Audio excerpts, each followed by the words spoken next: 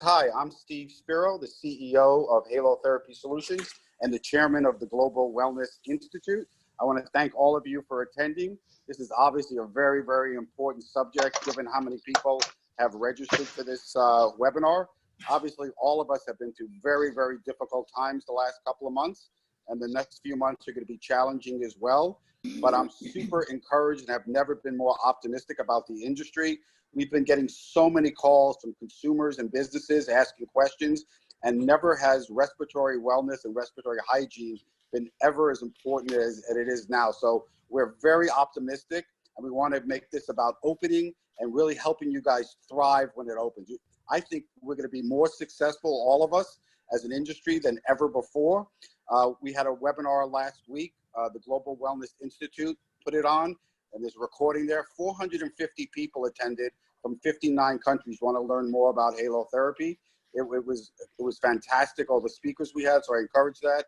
The World Halotherapy Association, which is really the industry association, has been overwhelmed with people wanting to join and ask questions. So they have some great information there as well. So, but today we have two great speakers. We have Erin from the UK and we have Lisa from the US. And without any further ado, we really want to they're going to talk to you about, the health and safety, how to open very well. And Lisa's going to talk about some new marketing ideas you may not have thought about, how to get some new customers because of the COVID-19. So again, we're very, very optimistic. We're here for you. Erin's going to talk for about 20 minutes. Lisa's going to talk for about 20 minutes. Then we're going to leave another 20 to 30 minutes open for questions and answers. If we don't get to all your questions, just email us at info@halotherapysolutions.com, and we will do our best to answer all of you. So again, thank you very much. Let's be optimistic. Let's work as partners to get past all this and be super successful. So thank you, guys. So hi everyone, my name's Erin. I work for Drom UK, and we specialise in the supply, design and installation of custom heat experiences and halotherapy rooms. I just wanted to say a quick thanks to Steve and the team at Halotherapy Solutions for inviting me to participate in today's session. We've all had a really common goal, and that is to get this area of the industry open again and to encourage more people to understand and gain the benefits of halotherapy. Today we're looking at how to get clients back in the salt rooms and benefit from halotherapy. I feel that there are potentially 4 types of customers: those that want to and will return as soon as you open, those that need some encouragement and convincing that what they're going to do or what we're doing is safe, those that may never return or maybe just not for a long time, and then we have the new clients who will now put a greater emphasis on their personal health and well-being. This part of the presentation is mainly focused on reassuring and encouraging your existing clients back. The biggest issue we have following COVID-19 is what I would call the fear factor. It's the unknown that people are afraid of. So it is really important that we work to remove this fear and create a safe and a clean environment so that we can help encourage our clients and customers to return. I could spend hours going through suggestions and forms surrounding health and safety. However, we do have a limited time, so I'll be just touching on the basics and the essentials. Please just remember to cross-reference and check the CDC recommendations and requirements, and also your county, city and state-specific requirements, as they may all be a bit different. As I see it, when considering the health and safety around this, we can break it down into 3 main areas: the client, the operator and the employees, and the premises, including the physical salt room or booth. Let's start with the premises and being prepared for people to return. The way I'd look at preparing your establishment would be to put yourself in your client's shoes. Do a test run and take note of everything you do, touch and look at. Walk up to your front door, see what you have to do to get into the building. What do you touch? Where do you look? Where is the best place to locate important signage? Does it look clean, tidy and organised? These first impressions will make the biggest impact on how your client or customer is going to feel about continuing with their experience. Once in the reception area, consider the chairs where people would normally sit and wait. Should they be removed? Can they be covered? Or can you easily clean them and sanitize them? Could people wait outside until their session is ready to start? Consider the reception desk. Remove any unnecessary items.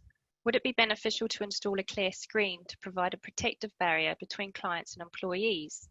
Perhaps this is something that you'd like to discuss with your employees to see how it would help them make them feel safe.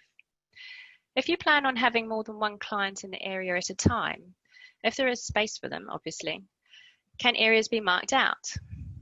It is important to encourage smart distancing and to provide a safe zone.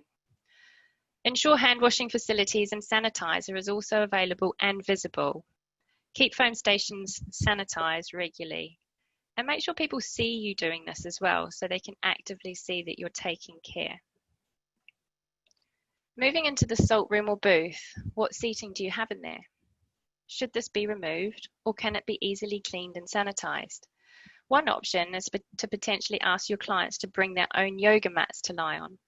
Any type of soft furnishings, cushions, woven fabrics are very difficult to sanitize and clean. So careful consideration really should be made as to whether they remain in the rooms. If you have salt on the floor in the loose form, it would be beneficial to look at removing this temporarily. Maybe bag it up and keep it in storage until you're able to reintroduce it. This will help make it easier to keep the floor clean. Whilst we all know that salt is antibacterial and antimicrobial, it is also about making the space feel and look clean to the user. Another option could be to assess the space you have and see if it's possible to divide it into 2 or more individual rooms by adding in plexiglass dividers, which could be done quite inexpensively. An additional generator would potentially be required, or if you have one of the portable versions, you could look at using one half of the room for one session and then moving the generator into the other room while the other half is being cleaned. After each session, all non-porous surfaces will need to be cleaned and sanitized. Porous materials should be disposed of after a single use. Ensure you allow enough time for this to take place. Make sure you check the products of some of them, as they do have minimum sitting times required. If you have a halo booth, acrylic walls or clear glass, you'll need to be careful also about how you apply the cleaning products, as they can leave unsightly marks or scratch and damage the surfaces. Do a few tests and maybe even look at spraying onto the cloth rather than directly onto the walls. Remember that the benefit of salt is that it does provide a very hostile environment for bugs and germs, and in itself is very protective and self-cleaning. Whilst no studies have been able to confirm that with regards to salt and COVID-19, we do know that the salt is one of the best environments you could be in to provide maximum benefit against germs, specifically with regards to the respiratory system. It's quite important to understand the difference between disinfecting and cleaning. So I use a triangle to help, with the bottom being the broadest and most basic level and the top being the highest level. Cleaning just simply means removing visible debris, dust and dirt. Sanitizing refers to the killing or the reducing of the bacterial population to a safer level. This makes a surface free of visible dirt contaminants that can pose harm to a person's health. So to sanitize the surface, at first must be cleaned. So you work your way up the triangle. Sanitizing can also be done using heat, ultraviolet radiation, or chemicals. Disinfecting is the highest in the hierarchy. A disinfectant is a chemical that completely destroys the organisms, pathogens, and bacteria listed on its label. Always read the instructions and ensure you leave for the appropriate length of time to ensure maximum effectiveness. Use disinfectants that are EPA registered and labelled as bactericidal, virucidal, and fungicidal. No product will be labelled for COVID-19 yet, but many will have human coronavirus efficacy either on the label or available on the website. The EPA has approved any product that has tested as effective against human coronavirus. If in doubt of the effectiveness, check the EPA website. Using the correct disinfectant, it is an important part of preventing and reducing the spread of illness, along with other critical aspects such as hand washing. The EPA have published a list on their website, and you can search the product by its registration number. This is an example. You'll also see that it gives a contact time in minutes. This must be adhered to. UV light technology has also been recognised as a method of sanitising. This pathogen killer eliminates bacteria and viruses to help protect from illness. By attacking the cell walls of bacteria and viruses, the UV light technology renders them unable to reproduce, consequently eliminating them altogether. UV light is approved by the NHS and used in hospitals and clinics worldwide. It has been scientifically tested and proven to kill up to 99.9% of germs and allergy-causing contaminants when used correctly. This particular wand was just released yesterday and retails for approximately $249. More information can be found at www.infraredsauna.com. Ensure all your staff are trained on sanitation and hygiene standards and requirements. These could be included in an updated job description. It is very important that staff lead by example and practice safe distancing, no-touch greetings, and visibly show they're using the correct precautions. We are lucky that halotherapy is generally a touchless therapy and doesn't require a therapist during treatment, so there is far less risk when not spending time in the same enclosed space with someone. Train your staff on handling customer inquiries regarding new policies and operating procedures. Have a set of protocols for your employees to follow. Let's now talk about PPE. This is a tricky one, as guidance is constantly changing. The best thing to do is first check if any updates have been provided nationally or locally, and continue to do that regularly. Fortunately, as I mentioned, halotherapy is a touchless one, and therefore there's very little need for aprons, gloves, and face shields. Generally, we should be able to maintain a safe distance from clients at all times. We would suggest, however, that you continue with effective hand washing. Gloves aren't recommended. Use of acceptable face protection for staff as well. This should be disposable or washable as required by the CDC. Obviously, keeping the well-being of our staff and our guests is the top priority.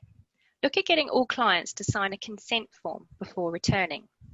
Get them to acknowledge that there still is a risk of COVID-19 contamination, despite your compliance with and implementation of the relevant hygiene regulations and protection. Salons should continue or consider to use a touchless infrared thermometer to also check the temperature of each employee every day and of every client who enters into the shop. Any employee or client who has a temperature of above 99 degrees Fahrenheit should be sent home immediately and not allowed to return to the salon until they have no fever and no evidence of COVID-19 symptoms. Ask your clients to wash or sanitize their hands on arrival. If they need to enter the room to wash their hands, maybe look at having the door propped open so they don't need to touch the handle. Ensure a minimum of 2 minutes between people going to wash their hands in an enclosed space. Request in advance that they wear a face mask when entering and leaving the building, and only remove this whilst they're in the salt room. Ask them to provide some feedback after their session as well. This can really go a long way to helping improve future sessions. It's always good to understand how they have felt or how they feel after their session or after their visit. Also, just remind the client to contact you if they do get any symptoms of illness over the next 14 days, because then you will need to refer back to your protocol and follow the procedures. So in summary, our goal really is to eliminate the fear by reducing the risk. Whether we look at having people in the rooms at one at a time, maybe only having friends and family together, maybe looking at having COVID-19 testing, temperature testing, pre-screening questionnaire, ensuring that the areas are clean, sanitized and disinfected, both before, during or in between sessions. Ensure that the correct training has been done for all your staff, and ensure that the correct PPE is being worn by staff and visitors to protect and prevent. I feel if we can put all of this into practice, then our customers are going to feel at ease and safe, and they will want to return. Fortunately for us, being part of the spa and wellness industry, a lot of work and effort has been put into producing documentation and procedures to help encourage and facilitate the opening of spas, hotels, and salons. A great place to look for this information is on the Global Wellness Institute's website and in the UK Spa Association. There are a number of examples, guides, and templates that you may find useful and are able to adapt. And hopefully what I've covered today are the health and safety basic considerations in a nutshell. Working together, we can make this sector of the industry a safe, successful, and positive experience for everyone. So that's me done. Thank you for listening, and I will now try and release my screen and hand it over to Lisa. So good morning, everybody. And that was a great job, Erin. A lot of really good information. So my talk is about halotherapy post-COVID-19 and generating new customers in a post-COVID-19 world and what you need to know. And I'll start with a little story. I sent an email reminder out yesterday to all of my customers. And a customer from Canada with a salt cave emailed me back asking to be removed from my list. She said because of COVID-19, she has lost her salt business and doesn't even want to hear the words salt therapy. So of course I apologized and wished her the best of luck, promptly removed her from my list, but it really drove home the need to have this webinar and this conversation. I felt terrible for her, and of course for others that maybe feel the same way. The information that I am going to share is really to get us all thinking about how those of us in the industry will not only survive, but will thrive. So a little bit about me and my background. Lisa Semerly, and I was the owner of Remedy Spa and Wellness in East Lansing, Michigan. I sold it after 5 years to go full-time with Halotherapy Solutions, and I continue to consult with the new owners as they prepare to open. I was the lead executive rep with Merck Pharmaceuticals. I spent a decade speaking and learning from respiratory specialty physicians, including national thought leaders. I was a consultant to the Mid-Michigan Asthma Coalition and a trainer and respiratory disease state expert for Merck. And now I'm the vice president of business development with Halotherapy Solutions. There has never been more concern about improving one's respiratory health and engaging in regular respiratory hygiene than right now. I read that statement in an online article recently. And then as worries grow about the new coronavirus, online searches for ways to bolster the immune system have surged, and that came out of an article from the New York Times. So halotherapy today and what some of the experts are saying. Well, you heard firsthand what Steve Spiro said, that interest in halotherapy is at an all-time high right now. Last Friday, of course, as mentioned, 59 countries tuned in to hear more about halotherapy. Halotherapy is a natural and effective solution to respiratory hygiene, according to Dr. Andrew Mayo. When you're not feeling 100%, halotherapy should be the first line natural wellness treatment, according to Dr. Cindy Hollenbeck with the World Halotherapy Association. One of the top wellness modalities searched for on Groupon. Clearlight sauna sales have increased significantly during the pandemic as people are looking for ways to improve their immune health. And that comes from Raleigh Duncan with Clearlight saunas. Why is halotherapy becoming so popular? A lot of this we already know. Respiratory illness is a chronic and growing epidemic. Our world is becoming more and more toxic every day. And as a result, more people are experiencing a declining quality of life. Folks are looking for an all-natural treatment to limit and minimize the use of pharmaceuticals. 1 in 4 in the United States have a skin condition, which of course flares up with stress. Autoimmune is on the rise, particularly in developed worlds and with women. Respiratory hygiene and improving one's immune health are more important than ever in a post-COVID-19 world. So Wellness Awakening. The Florida Spa and Wellness Association is marketing this statement, Wellness Awakening. This Wellness Awakening is for the consumer who uses spa services for wellness. This is that post-pandemic person more concerned about staying healthy and fortifying their body. Halotherapy facilities need to be a part of the wellness awakening movement.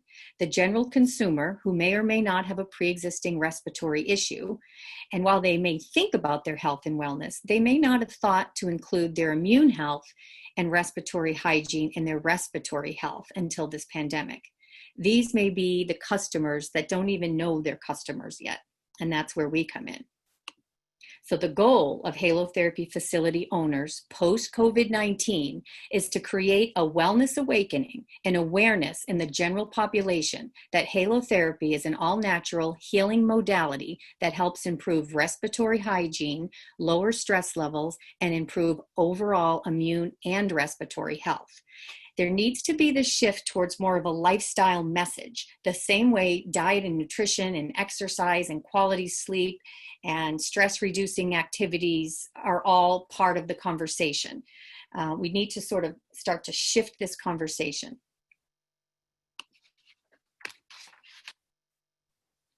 So who are our clients? Well, we know who our clients are. A majority of them are, they have a respiratory condition. And when you look at it, the overall respiratory bucket, 60% are afflicted with some sort of respiratory condition in the United States. When you look at the autoimmune and overall health bucket, really you're talking about 100% of the population. Skin conditions, as high as 27% of the US population have some sort of skin condition. And stress reduction, of course, who isn't looking for ways to reduce stress?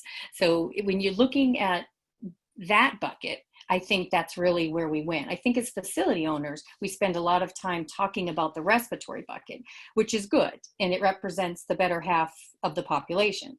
But we need to start to include folks in the autoimmune and folks concerned about their overall health bucket a lot more often. And here's why. When you're only talking about the respiratory segment, oftentimes you lose many of the other folks that may think, well, that's not me. I don't have asthma or COPD. And if they do, they're under the supervision of a doctor most often, and they're on multiple meds. And in order to gain control, they just start puffing on their inhaler all day. And that's how they gain control. We don't want to niche halotherapy for folks only in that respiratory bucket.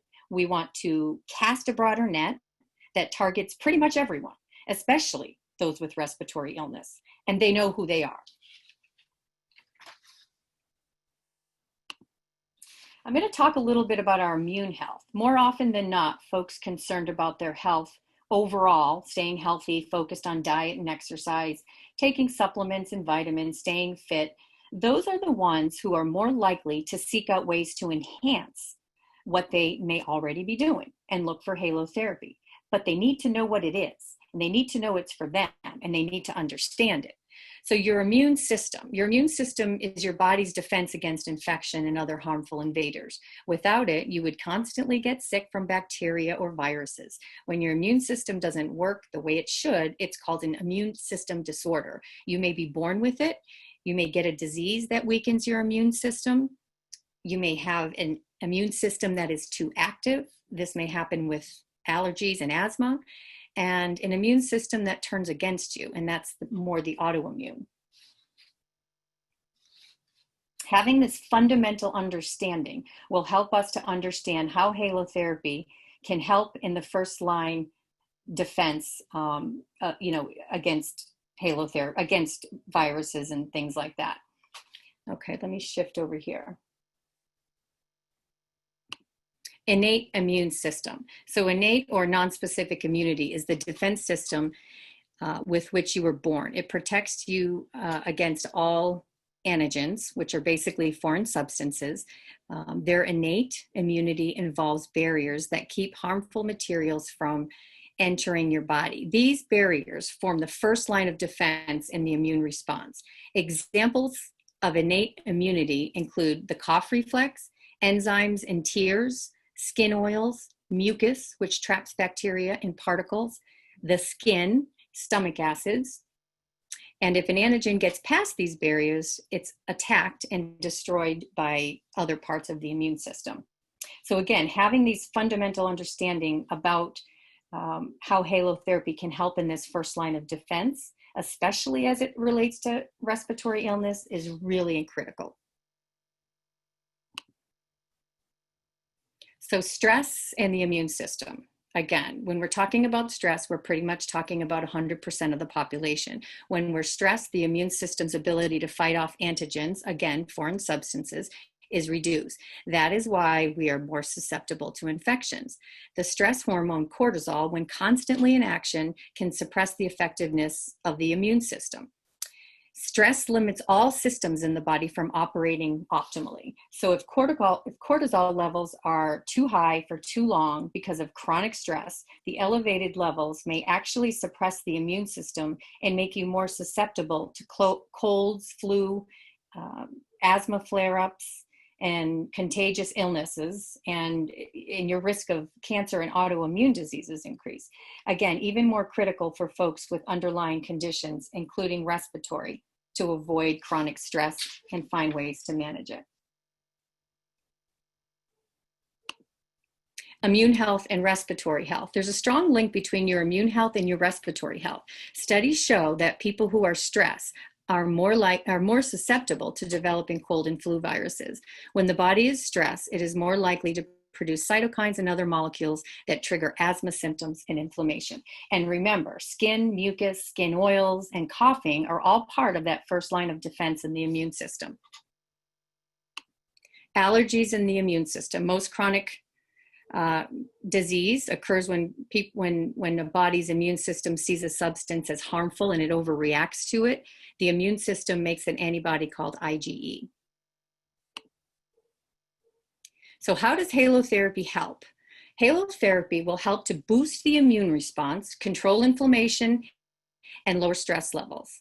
As a result, your overall respiratory and skin health will improve. Consistent sessions will help to maintain this boosted state and help to prevent respiratory illness and flared up skin conditions. By cleansing and detoxifying your airway, halotherapy enables your respiratory system to work more efficiently, resulting in higher oxygen intake, less inflammation, and improved mucociliary clearance. Mucosal surfaces represent, again, that first line of defense against infection and pollutants or organisms entrapped in respiratory secretions. Halotherapy helps to break this mucus up and allows for easier transport and clearance both in the upper and the lower respiratory system. Halotherapy is very beneficial for overall wellness and respiratory health, thereby improving your chances of not getting sick with a respiratory infection. And if you do, halotherapy may help to control some of your symptoms and recover a little bit faster. I'm going to switch gears a little bit here. So as I stated earlier, Raleigh Duncan of Clearlight Saunas reported sales during the pandemic are at an all-time high. When I asked him why, he said it was because people are looking for ways to improve their immune health. So far infrared combined with halotherapy. And we really, a lot of us understand far infrared and its health benefits, especially around improving the immune system, helping with that boost, improving stress and fatigue, and improved skin as well as detoxification. There is some uncertainty on exactly how saunas reduce the risk of respiratory disease. The thought is that the infrared heat is required for all living things for optimum health. The radiant heat from the far infrared sauna surrounds you and penetrates deep into your joints, your muscles, and tissues, increasing oxygen flow and circulation. Heat from the infrared reduces congestion in the lungs and allows for deeper penetration and improved ventilation. When the air is dry and warm, it will allow for deeper penetration and better absorbency of the salt in the bronchi and the distal airways. Halotherapy at low levels of heat enhances the experience and the efficacy of halotherapy. The benefits of far infrared are obviously better known and understood than all the true benefits of halotherapy. The general public, if they have even heard of halotherapy, and most, thank God, today have, likely don't understand all of its benefits. They don't understand the complete detox of the skin and the lungs that it provides, both, again, which are involved in that first line of defense in the immune system. Those of us in the industry need to help consumers get there, to be a part of the wellness awakening. So looking specifically at respiratory and how halotherapy helps, I think a lot of us already understand this. Salt is antimicrobial, antibacterial. It helps to draw the impurities out of the airway, both the upper and lower. It stimulates the body's internal processes for cleansing and removing buildup of foreign particles. It's anti-inflammatory. It opens up the bronchial tubes in the lungs and reduces inflammation in the sinuses. It strengthens respiratory function. It breaks up and clears that mucus that we talked about, and the heat from the infrared reduces congestion in the lungs and allows for deeper penetration and improved ventilation. So you can really see how far infrared, along with halotherapy, really have that synergistic effect. And asthma is a small airways disease. It's a disease of inflammation, and it occurs in those smallest of airways. So halotherapy can really penetrate deep into those smallest of airways with the help of infrared. It's really a win-win. Athletes, are we talking about athletes? That's another huge segment, another really growing segment as recovery becomes a big buzzword. More and more people are talking about recovery right now. So we really need to make sure that that's a target for folks when they're returning back to halotherapy. We know and understand some of the things that halotherapy does to help athletes. It enhances athletic performance overall. Research suggests that 1 in 3 athletes have some sort of echo or EIB, asthma-related exercise-induced bronchoconstriction. It expands the airway for increased lung function. It increases oxygen saturation and exchange. It helps with that muscle endurance and recovery, strengthens the abdominal wall and muscle for increased lung capacity and oxygenation, helps with muscle and pain relief, and it again helps with joint pain and stiffness. And both halotherapy and infrared do help with that. And then looking at skin, and honestly, in my 5 years as a halotherapy owner and operator, I've seen the most dramatic changes in this segment. It does require more of a sustained use of halotherapy, maybe 2 or 3 times a week to start at higher concentrations, but the results are truly remarkable. The way that halotherapy helps with skin, and as does far infrared, which I didn't realize until we obviously partnered with Clearlight. I've come to understand a little bit more about how they work synergistically together. But again, 27% of the US population has a skin condition. So it's a target audience that we definitely don't want to overlook. So just to recap, facilities need to be a part of that wellness awakening movement. Halotherapy is a complete detox of the skin and lungs. The role of halotherapy amid COVID-19 should be viewed similar to how you would keep your body strong, like staying hydrated, good nutrition, good sleep habits, and exercise. Keep your lungs strong by incorporating regular halotherapy to promote lung health and overall health. Halotherapy will help to strengthen your immune response and the first line of defense against foreign substances, mucus, skin, and skin oils. Remember, first line of defense, and may provide some measure of protection against cold, flu, and other infections, and possibly reduce the length and severity of symptoms. The goals of folks on this call is to educate and to help communities understand how halotherapy can help. And I'll say it again, not just if they have asthma or allergies, but for the athlete looking for faster recovery, the person with psoriasis or eczema who is under stress and their condition is getting much worse. We need to educate folks with respiratory disease just how important regular halotherapy can be in their lives. We need to remind folks that have skin conditions that halotherapy can help by protecting their largest organ, the body's first line of defense in the immune response, and the skin conditions that flare up when the body is stressed. We need to educate folks without any underlying respiratory or skin condition that regular halotherapy will fortify their immune system, lower stress levels, and help them stave off cold, flu, and other microbials. Keep their cortisol levels down and keep their lungs strong and their skin healthy, all so vital in one's overall health. And with that, the disclaimer, of course, the information is not intended to diagnose, treat, or cure. It's just for education and background information. And obviously the effects of halotherapy have not been reviewed or studied by the FDA. One of the things that we talked about, Erin, Steve, and I, about, as Erin went through her presentation, we're like, how can we be part of the solution? Well, one, we can help you to really understand the messaging and those new segments that may be there that don't even realize that they're customers yet. We need to be like far infrared in the sauna industry. It's really a part, we really need to make people understand how halotherapy can intrinsically help with the overall immune response. And one of the things we want to do is we wanted to be able to help people that already have facilities, you know, some of the things that Erin talked about. So we're offering a webinar special that's good through July 15th, where if you have a larger facility and now you're considering maybe dividing it into 2 more private rooms, we're going to take $1,000 off of any Halo generator. For somebody that has a Halo cave and they want to offer a more just a single or private option for somebody that really will feel more comfortable doing an individual treatment, we're taking $2,000 off of our Halo booth. And then for the folks that, again, want to incorporate the far infrared along with their halotherapy and also offer a private session, Steve and I, and we talked about this, we're going as far as $3,000 off, which is really doubling the current special that we have right now, good through July 15th. And that's for the Halo IR and the Halo Star. The Halo Star is pictured there at the bottom, and the Halo IR is right here. That Halo IR does come in 4 sizes. This is a picture of the individual one.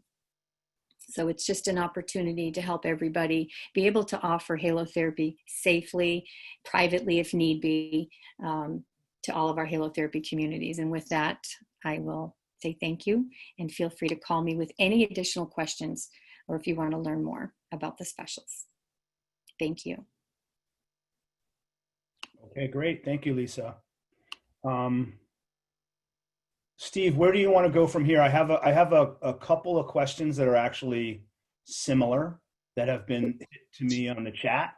No, great. So first I'm going to thank Erin and Lisa. That was extremely informative.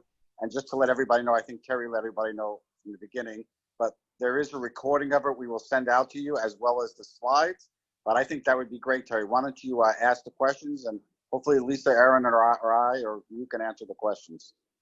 Okay, so first of all, if anyone has any other questions, just post them to the chat. You should see at the bottom the word chat. If you click on that, it should open up a new window where you can type in your question.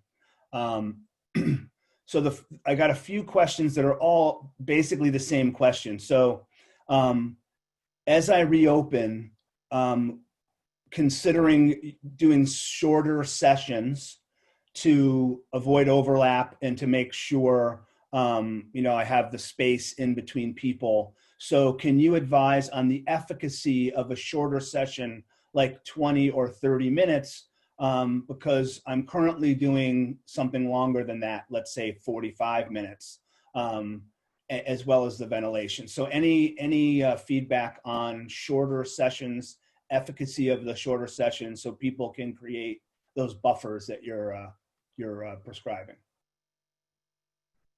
And I don't know who to ask that to, so I would say anybody that wants to take it, go ahead. Lisa, you want to try that one? Sure, yeah. So obviously, if you're in a smaller, more confined space, the concentration of salt that's kinetically active in the air is higher. So presumably the time that you need to spend in that enclosure is less. And really that's the long and short of it. If you're in a larger room, it takes longer time to absorb the same amount of salt into the airways and onto the skin as if you're in just a very small confined space. It just doesn't require the same amount of time. Okay, Erin, did you have any comments on that question before we move on? No, I completely agree with Lisa. I mean, we use one in our showroom at Drom, and we do 20-minute sessions, and I have to say that that's been perfect for me. And the volume of salt, obviously there's the adjustment on the machine as well, which can control the amount that comes out. And then if you did look to divide a bigger room down, even if you're not using that space, you could look at putting like a plexiglass screen in just to make the room smaller, and therefore improving the efficacy of that amount of salt. Mm-hmm.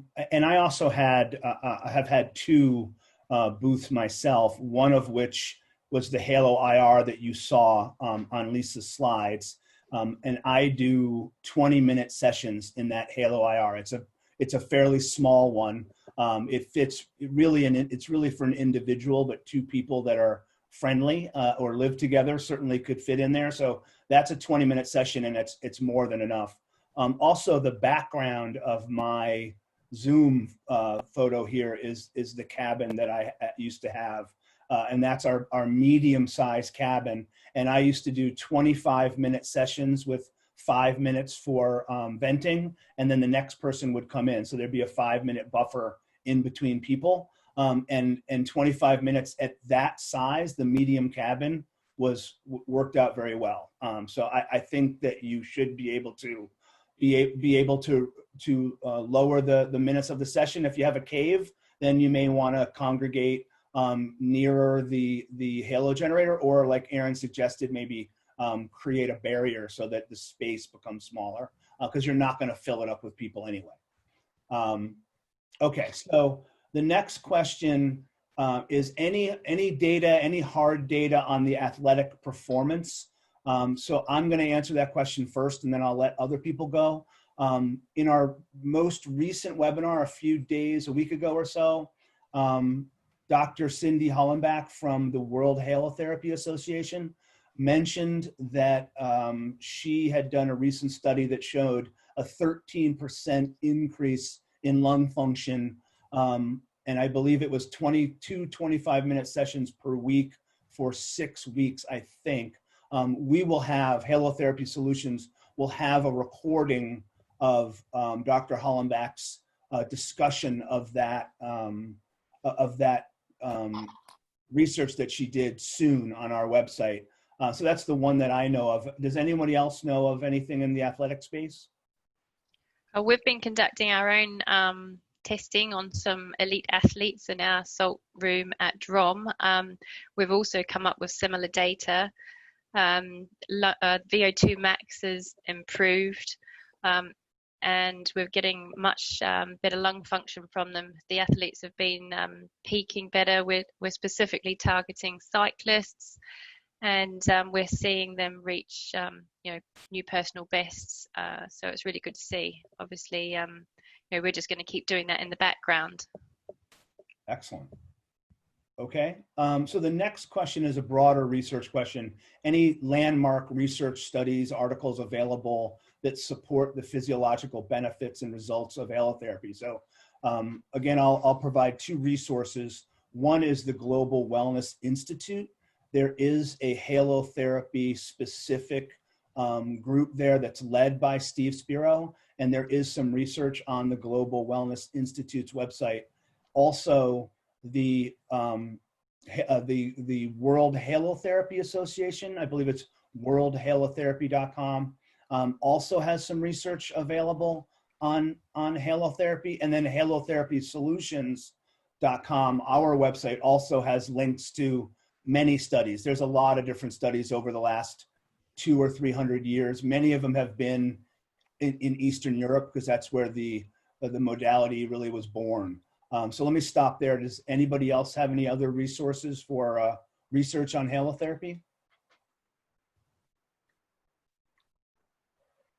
No, I think those are the three best sources that are out there right now for more information. Okay. The next question, and there's actually quite a few of them that are similar. So how are cleaning solutions impacting the saunas, the salt booths, the wood, et cetera? Are there any specific solutions that you recommend? Another woman asked about the UV wand, what can be used to clean our salt booth without introducing chemicals, et cetera, et cetera. And then Shauna Hale, who I know, posted that she uses Pure Green 24. I don't know of that one specifically, but are there any specific recommendations around cleaning solutions? Just picking up quickly on the sauna, there was a kind of a sauna webinar the other day held on the Global Wellness Institute. It was a sauna debate. They were talking about how to keep your saunas clean post-COVID as well. So that might be worth looking on the Global Wellness Institute information there. It is basically going back to basics and doing the soap and water on the timber. In a traditional sauna, you're hitting much higher temperatures, and it's been proven that the coronavirus doesn't withstand higher temperatures. I believe it's above something like 65, 70 degrees Celsius. So naturally, the bugs are being killed in the saunas. However, if you're looking at the infra cabin with the wood, obviously that's more of like a porous material versus the maybe Corin or plexiglass, which is easily to be able to wipe down. So I think that there is a new product called Lahti, so Lahti, that's been released. I just saw it the other day. It's from one of our sauna suppliers, actually. I'll dig out the link and maybe we can post that, Steve. And that is something that's useful to use on timber. They also produce a spray, a non-toxic spray that you apply to timber before use, and you do that every 3 to 6 months, and that actually protects the timber against moisture and things like that. So moving on to the next one, which was about the cleaning products. I think the best thing really is you'll need to check obviously on the bottle. I think we're going to be restricted by what is proven to actually kill the correct bacteria or viruses. So I don't think you can just go around just using any kind of cleaning solutions. To check on the website, the EPA website, type in what it is that you may be looking to use. They do have some advice on there as well. So I think just check the label mainly. Mm-hmm.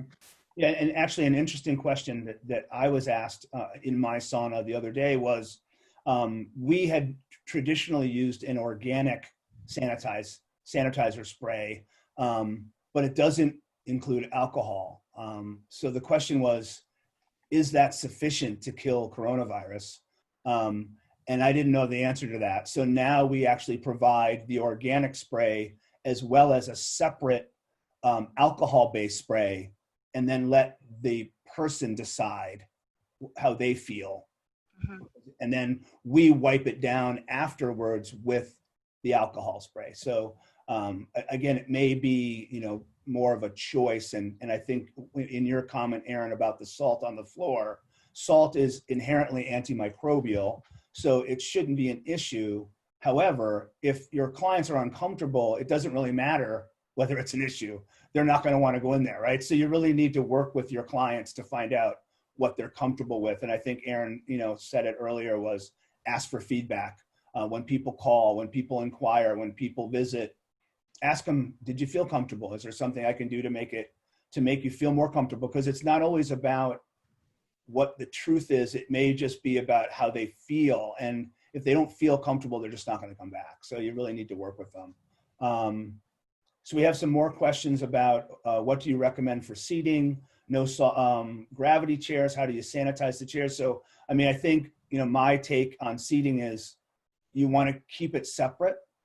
You're going to need to require, there's probably going to be required the 6 foot separation, at least in the United States.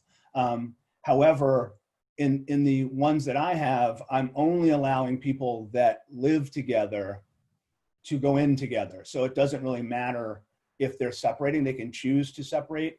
Although in the sauna, there's not enough room in my sauna for them to separate. So if they don't want to be next to each other, then they just need to do it separately. Or if they live together, they're doing it together because they're already, they've already both infected each other, if that's the case. But obviously no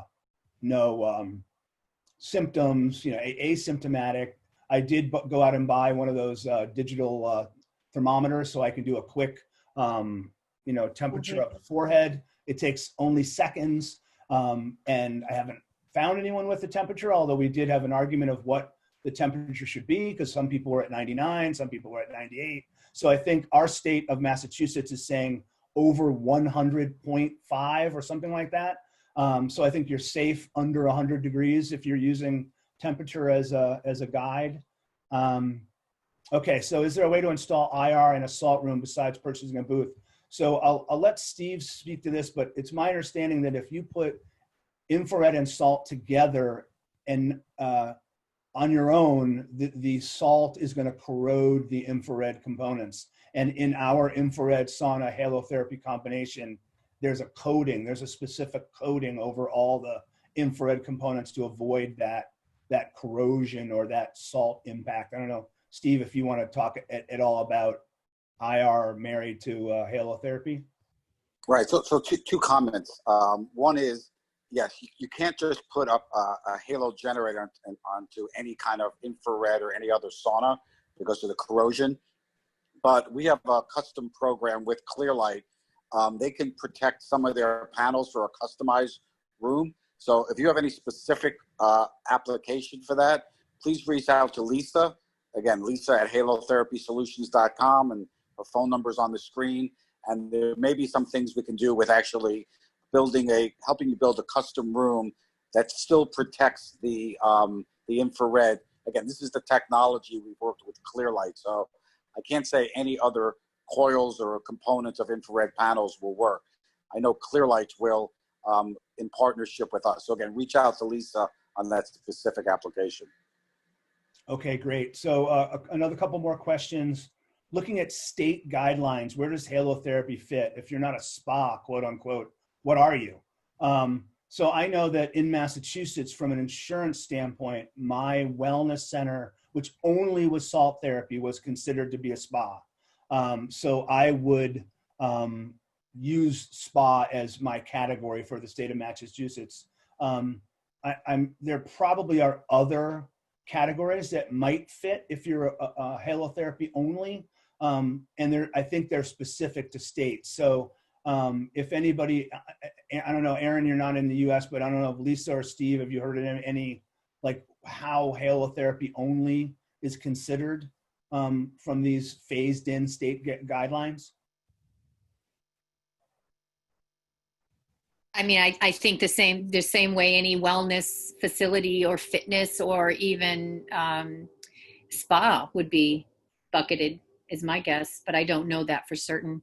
Yeah, I don't think so. I mean, I would definitely research it in your individual state, but I don't know of any answers to that other than it being a spa. So someone else asked, what if I have a client that is recovering from COVID-19? What is the protocol for them re-entering the facility? And what is the time frame that the client is no longer infectious? So I don't know that. I would guess I would look for a negative test, but I don't really know the answer to that. Does anybody else have any thoughts on that? The current guidance is 14 days from initial symptoms. However, depending on the severity, those symptoms may not be initially there. So what I would probably consider looking at is anyone who has been tested positive or had those symptoms is to ask them for 30 days from initial symptoms. That gives you a bit of a safe zone as well. And you can advise all clients that is what your protocol is. It's completely up to you at this stage. There is no hard guidance on what you can and can't do, but the minimum time that they're saying is a 14-day isolation period from initial symptoms. Mm-hmm. They're saying that the contagious part of it is in those first initial 3 to 5 days. Yeah, that makes sense. Okay, we have time probably for one more question. Do salt bricks and panels without a halo generator provide any health benefit other than the visual aesthetics? No, no, that's an easy one. Obviously, the Himalayan salt has been thought to be the world's first air purifier, and it does give off negative ions, which do have some therapeutic effect. But for the most part, they're aesthetic. They help to provide a really beautiful, calming atmosphere, but without an actual halo generator on the outside of the equipment or the room, you're not offering halotherapy. Yeah, I think that's what I always do when I travel and I want to do halotherapy. When I call to make an appointment, I ask them, is there a halo generator? Is there something that is taking salt and pushing it into the room that you're breathing in? Otherwise, again, it's a great place to relax and it's calming, but it's not halotherapy and you're not getting that pure pharmaceutical grade salt deep inside of your lungs. And that's another important thing. Make sure that the salt is pure pharmaceutical, because if it's Himalayan salt that's crushed up or regular salt that's crushed up. Salt, as everyone knows, is very absorbent. So it absorbs everything in its area, including toxins. And that's why Himalayan salt is the color that it is, because it's absorbed heavy metal like iron and copper into it. So it looks beautiful and it adds to the taste of food, but it's not something that you want to breathe into your lungs. Okay, so last question, are there any recommendations for UV wands? Several people have asked that. I don't know the answer to that. I think that Raleigh is going to be making a recommendation, or maybe even be manufacturing one. I think I heard, but I'm not really sure. So does anyone know UV wand recommendations, or will we or Clearlight be selling one, or what should people do if they want? Yeah, so go to infraredsauna.com. That's Clearlight's website. They have a joint venture or joint partnership with Jacuzzi. They're supposed to launch it a couple days ago. Check out their website. So I think it's going to be a great product. As Erin said, it's about $249, I think. And just call their 1-800 number, which is on the site as well, for more information.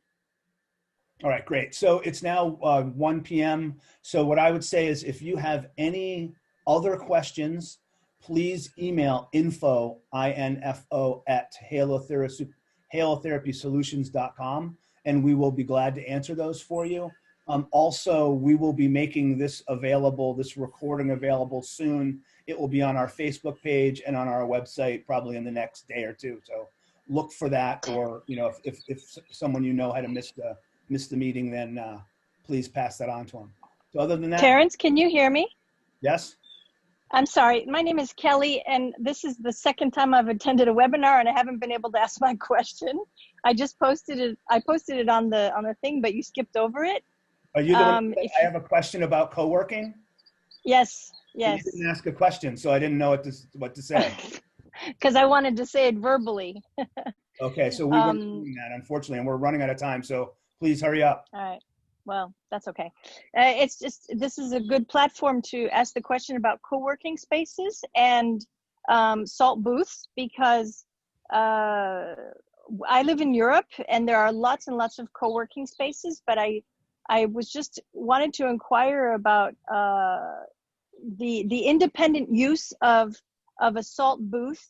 In other words, giving the responsibility to the people who work in that co-working space, as compared to someone who owns, a salt cave or whatever. What is your take on handing the responsibility to, say, for example, my daughter who works in a co-working space, and if they adopted a salt booth, for example, I can't be there to teach them how to do it. So do you recommend the use of these in co-working spaces? Are co-working spaces popular in the US? Okay, so I'll answer that. Okay, so I've basically been traveling the world for the last 2 years trying to get halotherapy established, and I'm in a co-working space every day of the year pretty much, whether it's in Asia or Europe. So yes, this would be perfect for co-working. And as Lisa said, or Erin said, this is an automated service. The person just needs to press the button. The person doesn't need to be a trained masseuse or a trained, physiotherapist. So this is perfect for co-working spaces. Okay, but as far as post-COVID-19, then the employee, when I say employee, I don't mean the employees of the co-working space. I mean literally all the people like yourself who take advantage of this co-working space. Then we would have to make that person responsible for disinfecting it. Yes. Correct. And Yes. I think Again, go ahead. Yeah, everyone in the world is going to have to take responsibility for their own health and wellness. And I think if you have some kind of protocols or a checklist there for those that are going to go and use it, they're signing up for something that they are partaking in. It's no different to any other kind of role in the business, that this is what you will do when you use this machine or this room, and you will adhere to the rules that are given for you to follow. Okay. We all have to take responsibility. Thanks, Erin. I apologize, but it's now over, and we're starting another meeting here at 1 o'clock Eastern time. So we will be shutting down now. Again, the recording will be available afterwards, the slides as well. And if you have any other questions, just send them to info@halotherapysolutions.com. Thank you very much.